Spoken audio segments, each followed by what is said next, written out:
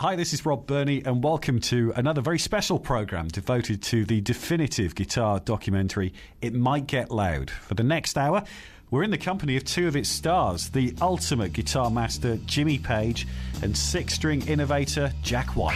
So, picture the scene. You're one of the most important musical forces to ever walk the earth. A Hollywood director wants to make a documentary about three guitar virtuosos, and you're number one on his list. Sounds simple enough, but what made Jimmy Page want to do It Might Get Loud over the hundreds of other offers he's had over the years? We sat down for a chat at the Gibson Guitar Studios in London, and I asked him exactly that. You're right, I do get asked to do lots of various things, and some of them you pay attention to and you see a possibility in, but you never manage to do them anyway, you don't have time. Or it doesn't capture your imagination, but the fact was, having had this meeting with Davis over in a hotel in London, it just captured my imagination. I really knew that Davis had the credentials to pull off something like this. All I really needed to do was just go out and be honest about things, and but with the cast members on board, which is Davis and Edge and Jack White. I'd met Jack White before, and we'd done we'd had a afternoon's interviews and photos once for a guitar magazine where we were discussing the blues. So I had quite a serious point of reference with him, and with Edge, well, I was aware of his work, and I just saw the whole thing as a fascinating prospect. And as I say, the way that Davis presented it captured my imagination, and that was it, really. It was a question of, well, if you can get everyone else on board, then let's go ahead for it. The director, Davis Guggenheim, contacted me. He said he was making this documentary about the guitar, and I said, well, that's a pretty broad topic, you know. That could go a million different ways, and it was a little scary to think of at first. I said, I wasn't that interested, and I didn't read a description. I just heard that he was asking about it, and they didn't know who was going to be in the film, and I didn't. That's another scary thing. I said, well, Jesus, who's going to be in the room? You know, like it could be anybody, and I could, find myself unable to communicate, possibly with people, maybe even with people I admire, you know. Mm-hmm. So, but then he actually sent over a description of the film, and I loved what he wrote. It was only a couple sentences, and it was so open to exploration that I was immediately interested. You know, I like when people don't have a real idea of what they want to do. They've got a basic idea of what they want to do, and he was so open to ideas, and I think basically 90% of what you see of me in that film was thought up on the spot. When I was younger, I would have had bigger ideas and more elaborate ideas, but I guess after a decade of touring and making records and all that, you start to have a different outlook on people, and then you start to meet a few people who do the same thing you're doing, and you start to look at it like you're meeting, like carpenters are all meeting at the hardware store together, you know. Mm-hmm. And you forget about the other parts of it. You forget about anything to do with celebrity or anything ridiculous like that. You only think of the craft and the artistic expression of it and how that person goes about it. So it really is like carpenters at a hardware store talking to each other about nails and saws and things. I could have easily been the 12-year-old kid talking to these guys about, I remember when I bought my first U2 record, and I just thought to myself, if I'm going to do this, that's just too easy for me to do. I could sit and be the student. But why don't the three of us be the students? Let's all three of us be the students to the guitar and to the craft of it, and bring each one of our experiences to it. And I'll be the little kid that way. I wasn't aware of what segments the Edge and Jack White were doing. I mean, that was something that was kept, sort of to Davis, you know. But we had all subscribed to this idea that we were going to come onto this sound stage at the end. And Davis, as a documentary maker, I'm quite sure, just wanted to see every nervous sort of fidget and twitch, and as we were confronted with each other, and what was going to happen from that point. And that was the true documentary maker in this man, you know, getting that out of us, and that's what it was. It could have been quite an intimidating thing if you'd have thought about it, because I knew that if I committed to a documentary, that's it. It's not like doing your own thing, and it's Davis's film here, because if you're doing your own thing, you can chop it up to make it so, you know, make it sound a bit more attractive and make it sound more intellectual. But here we are on this. It's in his hands, but so was everybody else, and this whole prospect of coming together was documented, and it was a lot of fun because there was a mutual respect between each three of us, you know, and not only that, through the whole process of playing together. And now in retrospect, being able to see their stories as well, I got such an understanding of both Jack and Edge, and I hope that's you know, that's also vice versa, you know. But I had a really good understanding. But it's the playing, from actually playing. There's a communication in playing that is always great fun.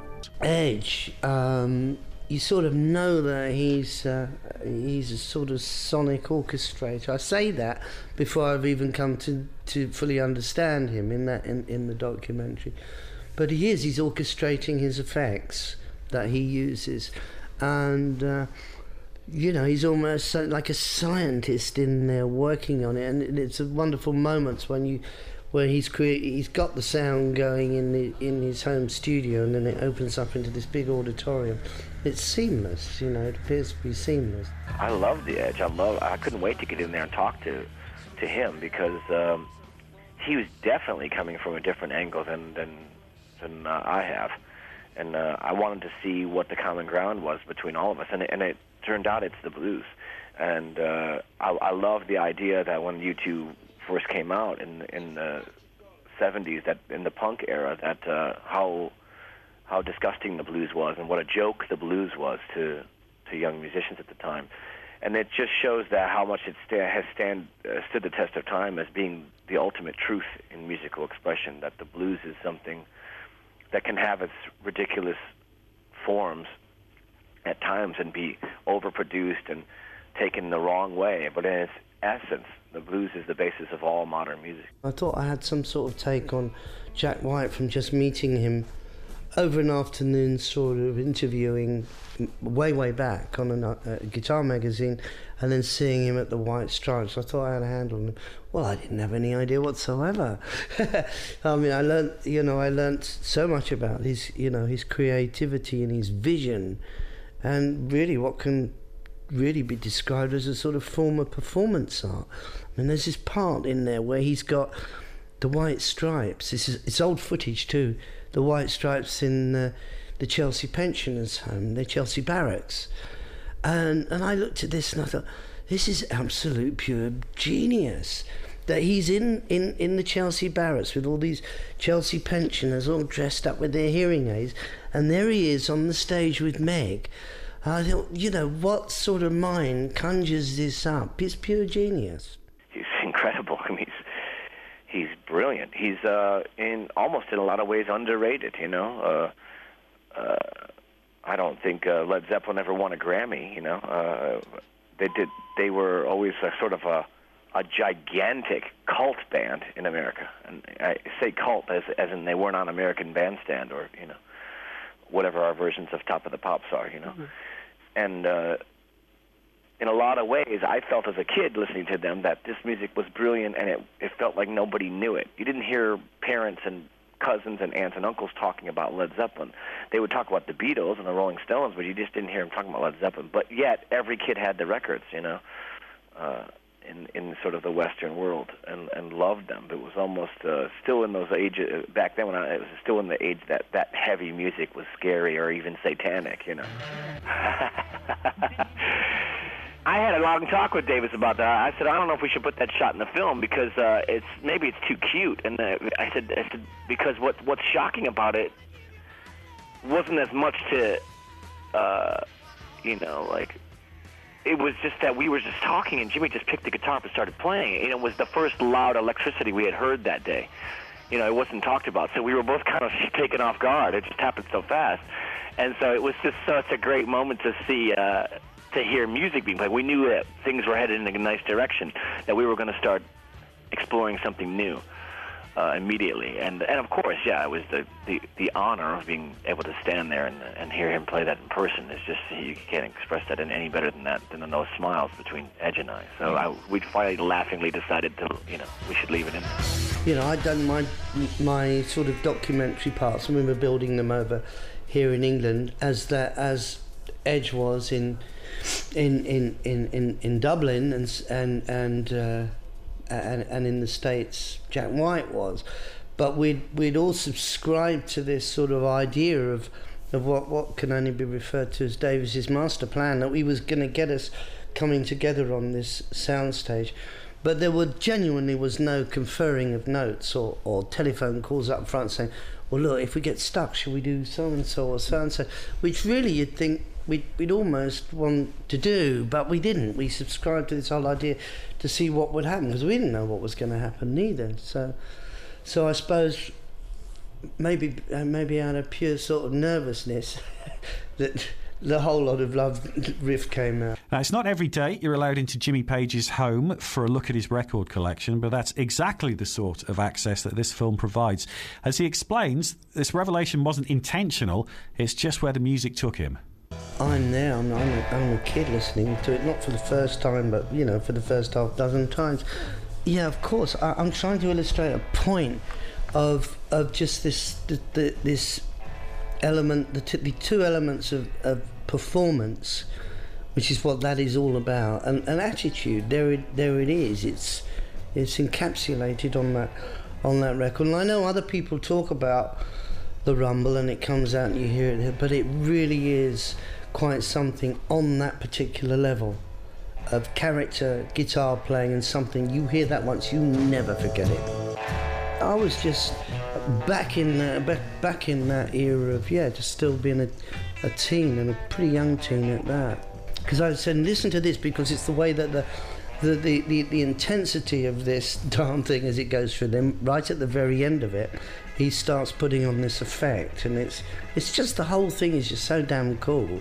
It's the essence of cool, and so it's playing, and I want them to listen, and suddenly I realise that it's being filmed. I've gone out of all of that, but I suddenly realised it's being filmed, and oh my God, I've dug a hole for myself. And there's a bit of nervous air guitaring, but it wasn't done on purpose. It was fun though. We had fun that day. Sure, I was very obsessive about guitar music and guitar playing, and that's how it was. And definitely learning from records, you would actually be, you'd maintain a certain level of competence, if you like, of how you could play. But then you'd hear something and go, oh my goodness, how's that done? And then you'd start to be, well, you'd teach yourself. You'd be a self-taught musician, as opposed to a trained or classically trained. You're sort of training yourself. But so are these other two musicians in this. It's exactly the same. Well, when I took my guitar to school, I had it confiscated. So it's quite a different set of circumstances, and only a few years in between it, really. So the whole attitude sort of changed to something that was trying to be suppressed and kicked out of the way via people that were, the young musicians of their time that sort of kept moving it on in various parts of the country. Jimmy Page, with the help of director Davis Guggenheim, leads us back to the setting for some of his most epic work, Headley Grange. I could remember it exactly how it was when I went in there. Obviously it was entirely different, but at the time that we went there, it wasn't lived in, I don't think, on a day-to-day basis. It didn't appear to be so. Yeah, it was quite interesting at the time. There was no heating there, and although there was a huge sort of set of mechanism, we call it a boiler shell. It was huge. It looked like it come off a ship. So I remember at the end of it, we had to give up because it was just the place was getting filled with fumes on about the third attempt for somebody to try and fire it up. So we were just using the fireplaces for heating. It was quite interesting. All part of the work ethic, you know, the artist in their garret. I heard about it, to be fair, I heard about Headley Grange because Fleetwood Mac had managed to rehearse in this area. I'd heard that there was a place where Fleetwood Mac had rehearsed and there hadn't been any problems with the noise. That was a major factor. So I thought, if there's no problem with the noise, then let's go down there and see if we can use a live-in set of circumstances with a recording truck and see what the work ethic is. Because the thing that it's going to fight you is is people complaining about the noise, which we didn't have. We didn't have, curiously enough. But and plus it was out in the countryside enough for it not to be a hop, skip and a jump down to the clubs in London, you know, the Bag of Nails and all of that sort of stuff. Speakeasy and that. It was just far enough away so that you could sort of continue on with this work ethic.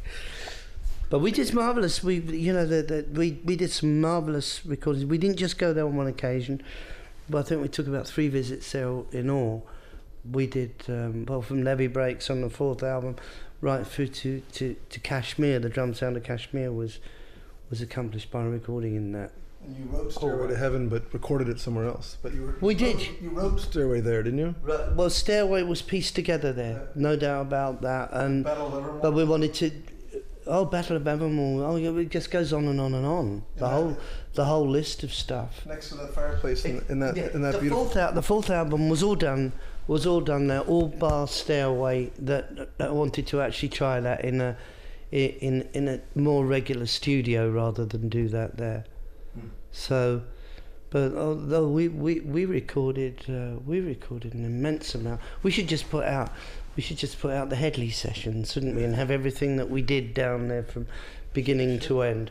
It started off with us working in the house and living in the house as well and recording with a mobile recording truck. But by the last visit, I was still living in the house because I love this setting. But the other members were now starting to live in local hotels. So I'll say no more. While It Might Get Loud provides a unique insight into these 3 guitar greats for the viewer, on talking to Jack and Jimmy, it was clear that the project left a lasting impression on them too. For Jack, it was simple. There's always something new to discover. I learned so much during the making of that. I just went on and on and on. I mean, just simple things. You know, even standing next to Jimmy Page and he's playing a Bo Diddley song just while we're sitting around waiting to have our photo taken, and just knowing, oh wow, Jimmy loves Bo Diddley as much as I do, you know, and the notes he was playing is like, wow, that's okay, yeah, you know. You sometimes think that when you're younger, you know, and you're just picking up an instrument, you think, oh, there's these things you'll never be able to do. You know, you'll never be able to play a certain thing. But then as you get older, you realize it's not about the technical proficiency about it. It's about the attitude and the feeling that's expressed in it. And that Bo Diddley's one chord he plays over and over again is so much more important than a million notes played by some heavy metal guitar god. You know? And what about Jimmy Page? Possibly the only guitarist in the world that you could safely assume has nothing left to learn. Not so, says Jimmy. He's with Jack on that point. And maybe that's why he'll remain one of the most important artists of his generation. I've always learnt something from every project, but I learnt a hell of a lot from this. It's a strong character playing from which is a product of each man's environment, really. No matter how even if they've shaped it on their own, it's been their sort of calling, and it's manifest through music and through Davis's documentary.